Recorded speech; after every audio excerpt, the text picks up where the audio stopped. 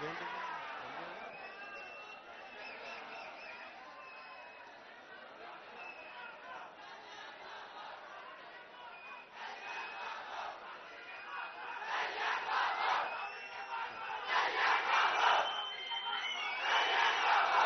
You అందరికీ. జనసేన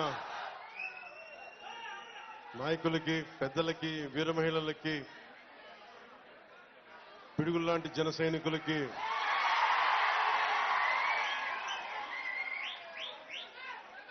పిడుగుల్లా అన్నాను కానీ తువ్వాళ్ళు ఎగరేమని చెప్తున్నాను.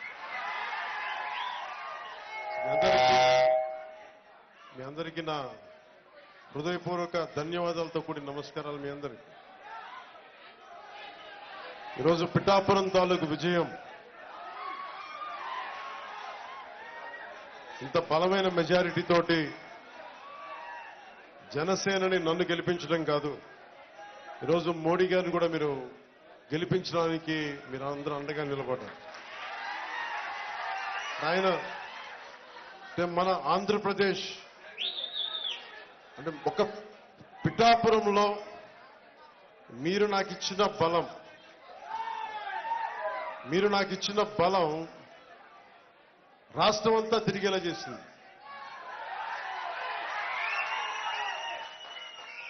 ఇక్కడ నేను తిరిగినా కానీ మన నాయకులు మీరందరూ కష్టపడ్డా కానీ మీరిచ్చిన విజయం భరోసా నన్ను రాష్ట్రం అంతా తిరగనిచ్చేలా చేస్తుంది. 25కి 21 ఎంపీలు కొట్టగలిగే స్థాయికి ఆ 21 ఎంపీలే ఈ రోజున మనకి ఎన్డీఏ ప్రభుత్వానికి బలంగా నిలబడ్డారు.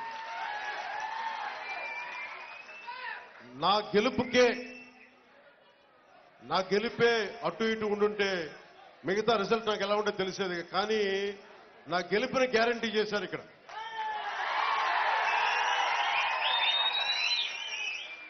నా గెలుపుని గ్యారంటీ చేశారు. మీ అందరికీ పేరు పేరున నా హృదయపూర్వక నమస్కారాలు, హృదయపూర్వక ధన్యవాదాలు. నామినేషన్ ఆ రోజు క్యాంపెయినింగ్ ప్రక్రియలో అర్థం కావట్లేదు.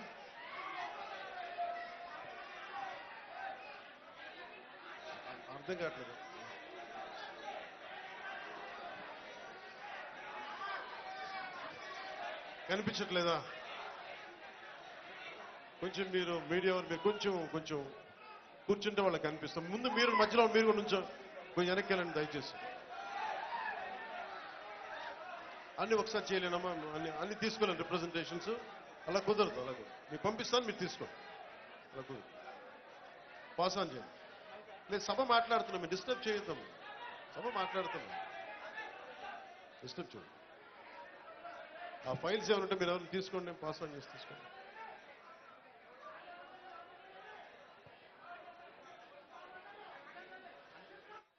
మీ అందరికీ ఒక నిమిషం దయచేసి. అంటే ఈ సభ యొక్క ముఖ్య ఉద్దేశం నేను మీకు కృతజ్ఞతలు చెప్పుకోవడానికి వచ్చాను ఇక్కడికి. నేను ఎందుకంటే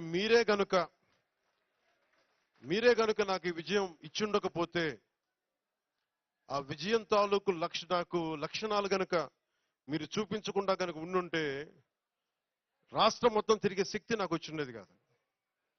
ఇక్కడ నాకు పిఠాపురం నాకు అంత బలం ఇచ్చింది, రాష్ట్రం మొత్తం తిరిగేలా బలం ఇచ్చింది. పిఠాపురం అనగానే గెలుపు ఖాయం అనిపించింది నాకు.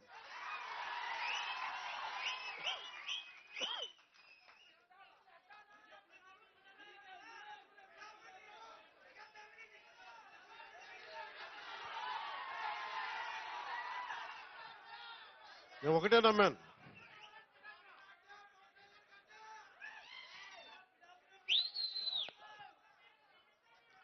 మీకు